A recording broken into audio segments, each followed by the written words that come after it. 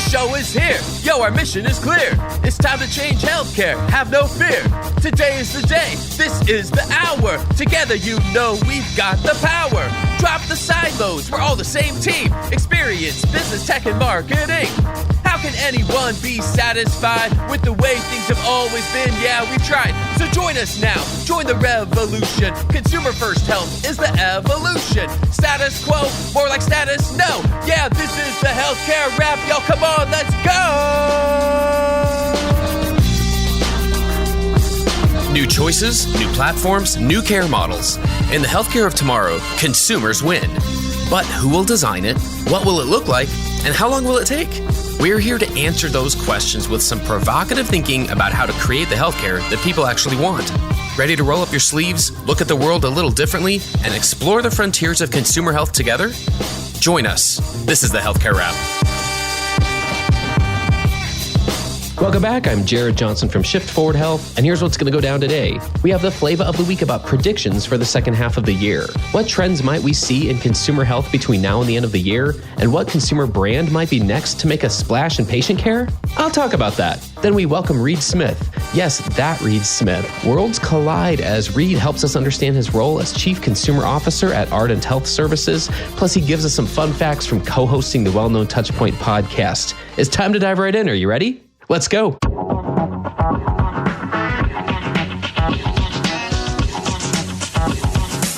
Flava of the week.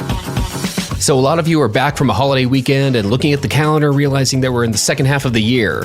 Where did that time go? And more importantly, what's coming in the second half of the year? Here we are with drugstore chains spending billions on health at home acquisitions, Optum spending on everything except acute care hospitals, notable names pulling out of US news rankings, rideshare services partnering with health plans, consumer electronic brands handling your remote patient monitoring setup in your home, and grocery stores evolving from the standard blood pressure cuff kiosk to full-blown primary care clinics. What's coming in the second half of the year? Well, here are three possibly unpopular predictions. First, the rise of consumer leadership will continue. I'm seeing more chief consumer officers and marketing and innovation leaders with the word consumer or experience in their title that aren't coming from the patient experience clinical side of things. Second, millennial outmigration from primary care in favor of relationships with health and wellness brands. Younger generations simply don't trust in authorities or incumbent organizations or brands in the same way that older generations do. That's why I see a wellness brand like Nike creating a footprint in healthcare and continuing the migration for younger consumers,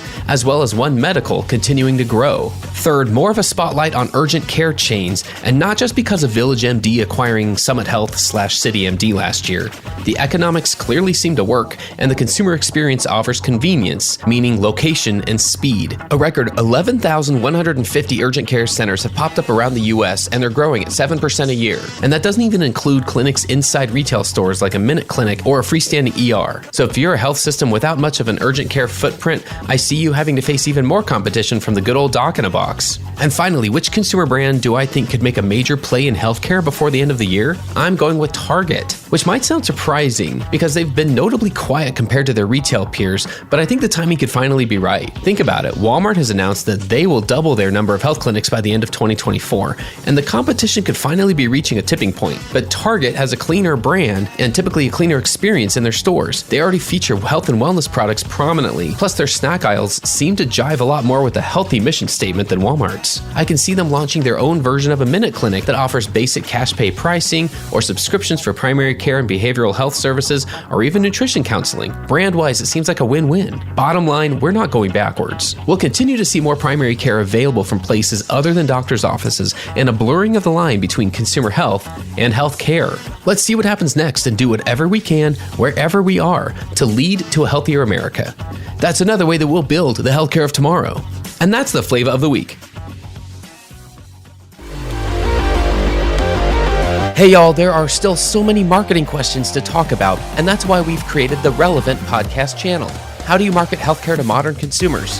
How do B2B marketers reach modern healthcare buyers? And how do you achieve your own career goals in this modern world of work? Join me and my rotating set of co-hosts, including Peter Balistreri and Mitch Holdwick, as we offer quick thoughts on these topics and much more. Subscribe to Relevant wherever you listen to podcasts.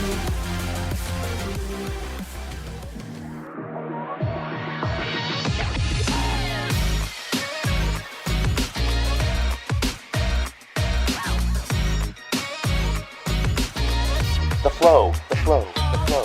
All right, everyone, let's get into the flow. Let's have a little fun here today. Please give it up for Reed Smith. Yes, that Reed Smith, Chief Consumer Officer at Ardent Health Services. Also, he happens to be co-host of another podcast you may have heard of called Touchpoint. Can't wait to dig in here. Reed, welcome to the Healthcare Wrap. Thanks, man. Thanks for having me on. Good to chat. Absolutely. I have a feeling we probably have a lot of people who know who you are, but just in case there's that one person out there who doesn't, why don't you fill in the gaps a little bit? Let's help them get to know you a little bit better. What would you like them to know about you personally or professionally? Sure, yeah. So I head up all of our consumer-facing initiatives here at Ardent. And so that's everything from how people research and find care and receive care within our organizations, but kind of also that thread makes it through some of our clinical initiatives like remote patient monitoring and hospital at home and, virtual care and all those topics. So yeah, I have a little bit of oversight of everything consumer facing. Been doing this for 20 some odd years, I guess, at this point, and just kind of always been in the hospital space. Yeah. That's amazing. Is there a piece of career advice along the way that has just stuck with you that you've received? You're like, yeah, that really helped me along the way? There's probably a lot of inflection points. I think when I started doing this, there was barely an internet. It's just different. Right. The way that we thought about the world, what marketing meant, some of those types of things. There's been a lot of people and a lot of advice, I guess, but I think most importantly has been to really kind of understand and take into account what's happening around you. I think that's the interesting piece of this. When I started and was the director of marketing and communications at a small community hospital in Central Texas in 2003, again, there was barely an internet. And part of my job was I was assigned to be the initiative champion for our patient experience work. At the time, that was through a company called the Studer Group that a lot of people are probably familiar with. And at the time, when I was thinking about marketing and experience, predominantly patient experience, it felt like two very different worlds. And then here we are all these years later, and it feels like it's hard to delineate one from the other sometimes. And so I think, some of the opportunity that I got early in my career and some of that advice being like, hey, listen, I don't know. It may not be exactly what you're interested in. It may not be exactly the most visible thing within the organization or the most exciting thing, but take all the opportunities that you get and understand and try to figure out exactly what that then means to the role that you're doing and the experiences that you can gather, because you don't really ever know, down the road and kind of as things progress, how this may actually be advantageous or beneficial to you in the long run. So that's great advice. And it's so true too. A lot of things need some explanation. They are like in your gut. You just know like that's something that needs to be figured out for our organization. Somebody's got to do that. And the more you have an opportunity to take something and run with it. I agree. It pays off in dividends. And it's funny you mentioned being in a small community hospital in Texas in the early 2000s. That's where I found myself as well. So we'll have to compare notes sometime. But I was up in the Dallas area and things were different then. I remember sitting with the CEO and he was saying, do we really need a website? I could just buy another x-ray machine for the same amount of money. And I'm like, all right, let's go there for a minute. So anyway, yeah, we can compare notes. Yeah. Fantastic. Well, I want to dig into your role here at Ardent.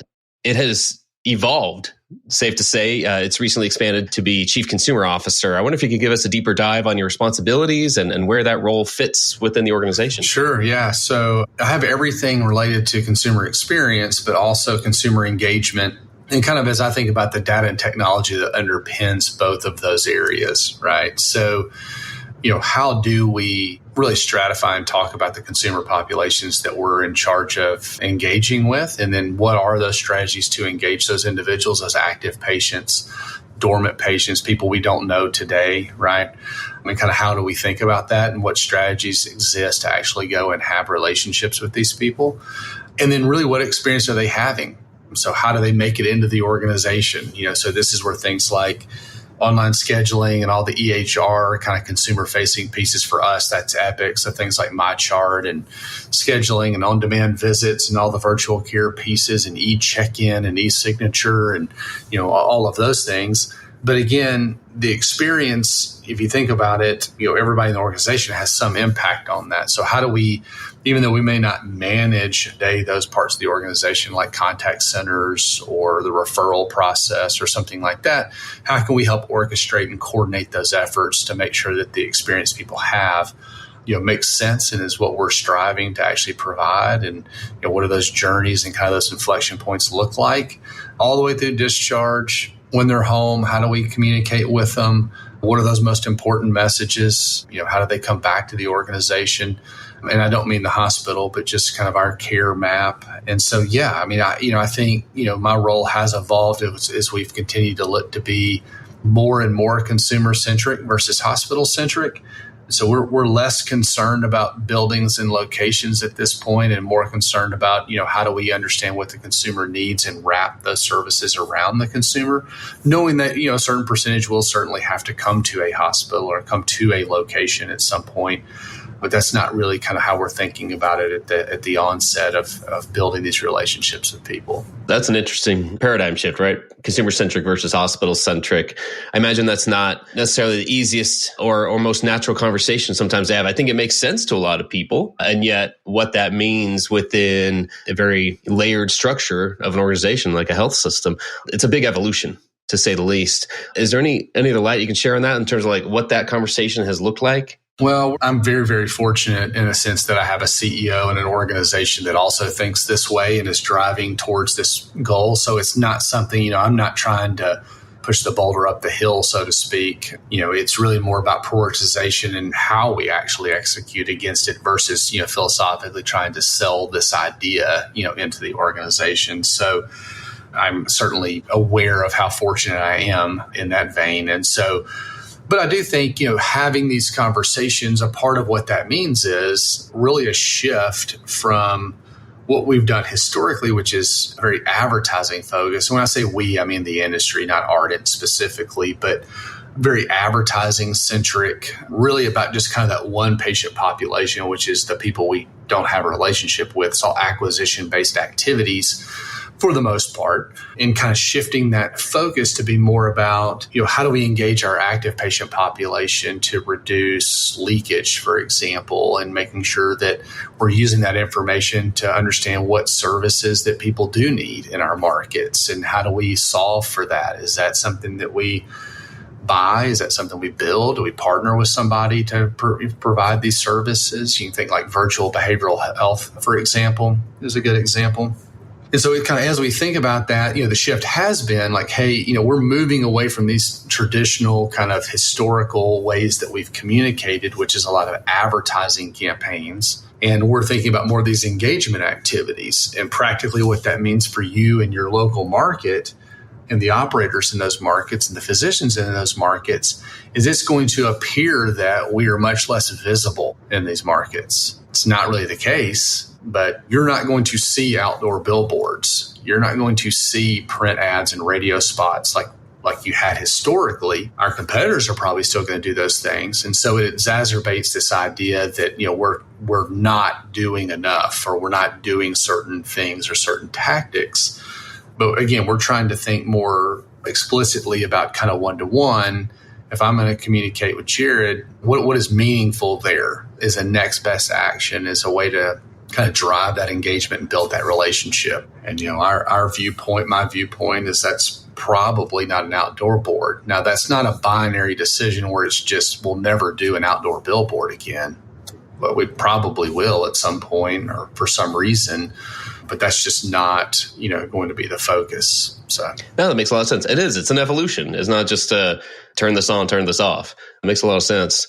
Well, with all of that, that means you got to evolve how you measure success. Is there anything you can share about how you measure success in the short term and then versus the long term? What are some of those projects and initiatives that you anticipate working on? There's a couple of different things and a couple of different ways to think about things. One is certainly the consolidation of technology, right? I mean, I think through the years, all of us that have been at provider organizations have found good ideas, good things to try, good things to do, and you end up with a ton of different disparate technologies and properties that really aren't integrated, and some of those types of things. So we're down this path now around consumer experience in a CX platform where we can consolidate all of this technology into one deployment. And that does a couple of things for us. One, it allows us to consolidate the partners that we work with. And so strategically, we can get, more alignment in what we're doing and the integration of all the different point-based engagements that we may have with people. But it also helps us think about like some cost savings, right? And if you look at things like contact centers and the amount of time we're spending talking to people, the more DIY options we can give folks and self-service options we can give folks, potentially we offload, some of that, constraint that we have there today. So there is some cost savings, but predominantly we were looking at this through acquisition, retention, and leakage. Like that, those are the things that we're measuring through our engagement activities. Again, we're very fortunate that we have, one EHR, one instance of one EHR that stretches our entire enterprise. And so I know that's a little bit unique, but it does allow us to better measure the effectiveness of our efforts, of our outreach efforts. And so that's where we're driving towards. I mean, again, revenue is great, but we're also looking at, specifically how we're engaging folks and what that means to the organization. So there is some success metrics relative to just activity, but predominantly we're driving towards an actual, value, ROI, cost savings, things like that. Nice. You mentioned a lot of marketing activities that have traditionally been marketing, right? Engagement and activation and retention. Is this within the marketing, existing marketing structure? Did that have to shift to kind of accommodate some of these things? Not really. So yes, it is in kind of this broader idea that we're talking about. For a lot of us that have been in this industry for a long time, some particular terms probably have some baggage attached to them because there's an assumption of what that means, right? Marketing, CRM, digital, whatever, just pick a term. And so we're trying to move away from that a little bit just to not create a false identity around what it is that we're doing within the organization. So when we talk about engagement or experience or data and technology, instead of CRM, we're talking about identity, right? Instead of marketing, we're talking about engagement. So there's certain words that we're purposefully using to talk about the activities that we're doing. And so there has been a shift within our team to think about how we do the work that we do. Therefore, there is kind of a broader shift within the organization. Now, people functionally shifting around the organization? No, not really. It's just more of a philosophical change and then kind of a change in the strategy in which we're using to actually engage the patient. So, gotcha. So are you seeing a similar shift in other organizations that you're aware of, colleagues out there in the industry? Is this something that's happening elsewhere? Are there other organizations that are creating leadership positions similar to this that just have, oversight in a similar way? Yeah, I think, there's several out there that are doing some really interesting things. I mean, Sarah Visey up in Providence, obviously there's a lot of really interesting things happening there. She and I have had a lot of conversations around this idea of identity-based engagement. That's really what we're both kind of striving for and towards, obviously those active patient populations that are for us in Epic today. That's a little easier to do. You know a lot about these people, why to reach out to them, right? But when you start talking about the folks that we have not connected with, then that becomes a little different. So how do you build that identity over time through encounters? And so we've talked a lot about that. I think she's doing some really interesting things. Providence doing some interesting things. I think Memorial Hermann down in Houston, Eric Smith, who's the chief digital officer there, I think has really thought through and brought some interesting things from outside of healthcare. He spent a lot of years at USAA engaging people more in kind of that financial services world, I guess, but has really done some really interesting things about how we're engaging the consumer and things like that. So there certainly are, and I don't know that I'm not some expert or genius that has thought of something that somebody else hasn't already thought of. It's just, quite honestly, there's so much opportunity just around blocking and tackling of just how do we start down this path of being more consumer centric. Practically, what does that mean within the organization? And so some of that has started with even my own team of not structuring ourselves around locations and service lines, right? And thinking more about structuring ourselves around those patient populations. And so again, it's not this, radical change. It's just a meaningful and kind of purposeful shift in the way that we focus our time and outreach efforts. Yeah, and there's a difference there. I like that. I appreciate you sharing that. Because to me, when I think about it from the consumer's standpoint, that's what this is all about, right? Helping those outside the organization understand the value of engaging with the healthcare organization. We've discussed with guests in the past of it seems fair to say that this isn't necessarily in the DNA of a lot of healthcare organizations, designing consumer-centered experiences and engagement opportunities that didn't actually come to a lot of healthcare organizations. So there's got to be a starting point, like you said, and then there's got to be a way to kind of build those muscles. What skills and core competencies do you see are needed? You mentioned some evolution, perhaps, of team members, but also just of a conversation. How do we build those consumer muscles? Yeah, that's a good question. I think, we're still finding our way through that a little bit. I think from a skill set perspective or like roles or things like that we just historically have not had on the team. And again, I'm kind of talking at an industry level here, but it's probably true for us here at Ardent. More expertise around data, for example, analysts, business analysts, data analysts, folks that are actually looking at and can build models around what it is that we're doing to understand success and understand where we should go and what we should do next and things like that. I think, some of the things that I'm adding to my team, are folks that not just the consumer experience, but the clinical consumer experience. So again, for us as Epic, how do we have people on our team that can, practically take into account the clinical experience that people are having, both from, checking in online and scheduling and all these different things, right? So again, that's very MyChart centric for us in a lot of cases. So how do we have those types of skills and roles on the team? Journey mapping, voice of the customer, these types of roles that it's not something that someone's just doing off the side of their desk anymore, right? It's just specifically somebody's job or a group of people's jobs. Those are a few things that we're looking at and adding to the team, even marketing automation and some of those things, those skill sets that, again, you get the right technology in place.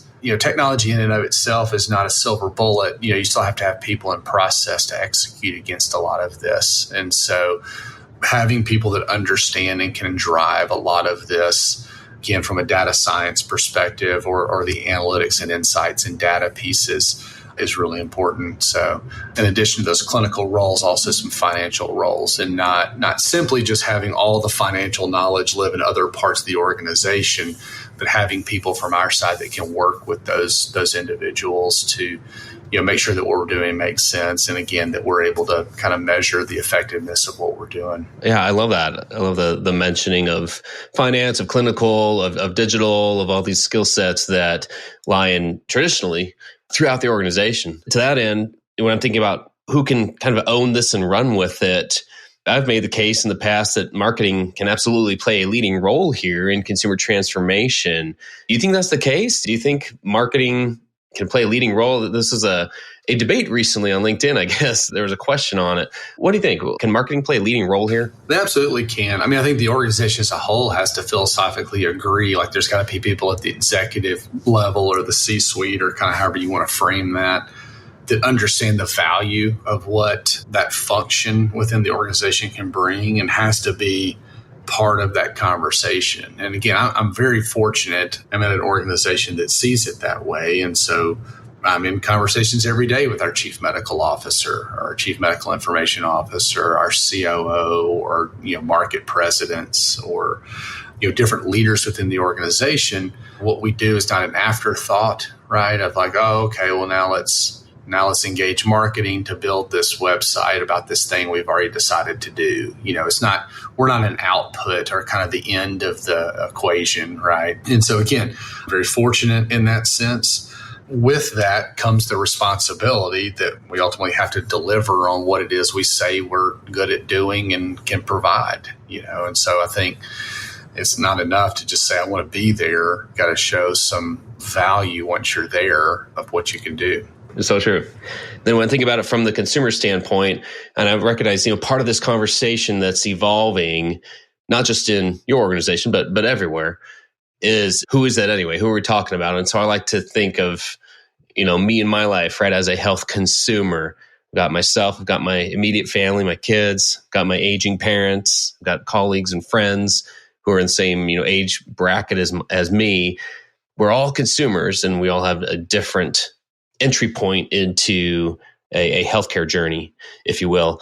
And the one thing that all those have in common with anyone I talk about as a consumer, quote unquote, is we all just want an experience that meets our expectations. So those are different with everybody, but there are usually some common things. Well, that's the hard part, right? Is we've got to broadly meet the expectation people have. That is influenced, as we've all said a million times, by everything else in their life, whether it's how they communicate with other members of the PTO at the school or their HOA in their neighborhood, or, paying their bill for, their haircut or whatever, And I think sometimes we way oversimplify that in the sense that, I can do that from my phone. Why can't I do that here? And, some of those types of things. I think in and of itself, that statement is true. It is harder for us to get to that place because we don't, we have people that are involved in the way that we provide the services that we provide that other people don't have, right? I mean, the person cutting your hair, they set their own pricing. They know how they're going to get paid. It's a pretty simple transaction. And that's just not the way it is in our industry.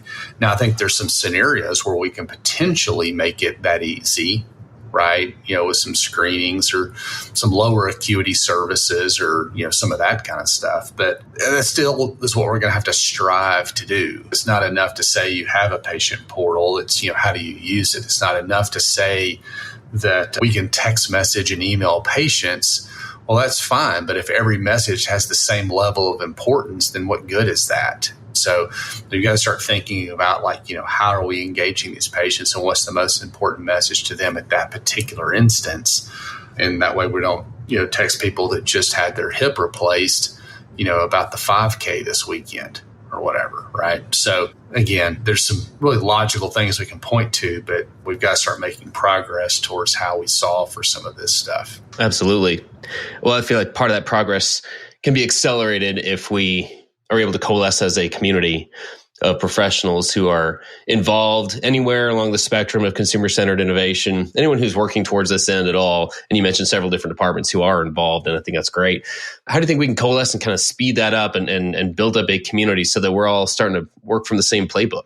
I think the biggest opportunity we have probably is to continue to share these ideas and best practices, because realistically, the only way this is going to happen is that you, the individual within the organization that you currently work in, are going to have to figure out how to drive it forward within that organization specifically. So it doesn't matter what great idea I have that I share, but if you can't execute against that idea, it's not particularly valuable. So I think a lot of what we do through LinkedIn, through these podcasts, through different conferences, et cetera, is great. I think we also, though, have to focus on how do we cross-pollinate into these other parts of the organization. How do you build relationships with finance, with decision support, with IT, with the clinical ops folks, et cetera? And I think part of that is how do we become more cohort-based within our organizations and even become part of those kind of siloed historic. We're siloed, and so is every other part of the organization as we think about how we participate and share these best practices, right? Like the financial folks go to the financial conferences, and we go to the marketing and strategy conferences, and, et cetera. And there's, obviously clinicians going to a lot of different places.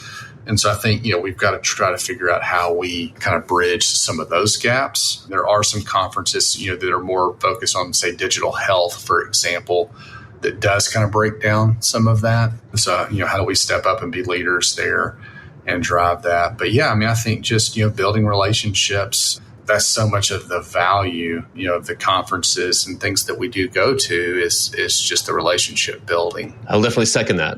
That's how we've all been able to get to where we are. I think that's important for us to keep talking about that and make some progress there, have some opportunity to cross-pollinate, share those best practices, and it'll happen. It's happening organically now. So, if there are ways to accelerate that, that's fantastic. This has been a lot of fun. Honestly, it's been very enlightening. It's helped understand kind of where this journey is and where things are going from here. I would be remiss if I didn't give you a moment here at the end to share a fun fact about Touchpoint that you don't often tell people, or just anything, behind the scenes that doesn't often come up on the show itself. Yeah. So, Touchpoint, we've been doing it we're sneaking up on 350 episodes, I guess. And so 6 or 7 years or whatever the math works out to on that. And I think, a lot of this, Chris and I never started, Chris Boyer and I, my co-host, I never really started the podcast for any other reason than just to give us some accountability to connect on a regular basis. And so that was really all we were ever trying to do was, have an excuse that he and I would talk and compare notes, and being in a similar industry where, depending on across those years, he was at a health system and I was a consultant, or I was at a health system and he was a consultant, or whatever, but we were always in this same space together, and it was just a way to do that. We met originally through our involvement at the Mayo Clinic. It was the Center for Social Media originally, and that's how we met and kind of started doing some of this. And so I think, I don't know, fun fact is we've done a lot of these episodes, and at this point, it's allowed us to meet and do and create content for a lot of weeks now. And, certainly appreciate everybody's, support over the years. But I'll be honest with you, I haven't looked at the analytics for the show in some years now, because it's not why I do it. And it's just been a good excuse for he and I. And, we're excited that people still find it valuable. So, who decides when there's a cold open? Does that just happen organically? It does, yeah. I will tell you, it's probably more staged now than it was originally, but a lot of that just came from our small talk. We would hit record at the beginning so somebody didn't forget, and we'd be talking through stuff, and it was just something that would just naturally come up that was kind of half funny or interesting or whatever, and we would splice that in at the beginning. Now, staged is probably not the right word, but kind of through the course of a week, he and I will, and just in our daily lives, we'll come across something and be like, oh, that's going to be funny. Like I need to remember this. And so usually the other person has no idea what it is. And somebody will say, hey, I saw this week, or hey, did you see this, or what's your thought on this, or whatever. So it's been something that people have mentioned enough to us that we just kind of keep doing it, and I'm probably officially out of recommendations that we do at the end of the show. And so I'm always scrambling to try to figure out something random to come up with to recommend. But yeah, it's fun. It's fun. Very nice. Very nice. It's been such a pleasure, Reed. Thanks for connecting with me here. For listeners who would like to connect with you, do you want to mention where they can find Touchpoint and connect with you? Yeah, Touchpoint is touchpoint.health. That's the website. And certainly you can find it on all the, wherever you listen to a podcast. I think for me, the easiest place is LinkedIn. I'm also Reed Smith on Twitter, which allows me to get tagged in a fair amount of law-related tweets in a given week. But LinkedIn is probably the easiest way to track me down. So, yeah. Awesome. Well, that's a wrap for this episode. I've had the pleasure of speaking with Reed Smith from Ardent Health Services. Thanks so much for joining us today. Absolutely. Thanks for having me. Thanks for tuning in. If you like what you heard, please spread the word. Tell your colleagues to tune in for all the awesomeness, then leave a review on Apple, Spotify, or wherever you listen. This show is produced by Shift Forward Health, the channel for changemakers. Subscribe to Shift Forward Health on your favorite podcast app, and you'll be subscribed to our entire library of shows. See our full lineup at shiftforwardhealth.com. One subscription, all the podcasts you need, and it's all for free. And remember, we might have a lot of work to do in healthcare, but we'll get there faster together. Thanks again.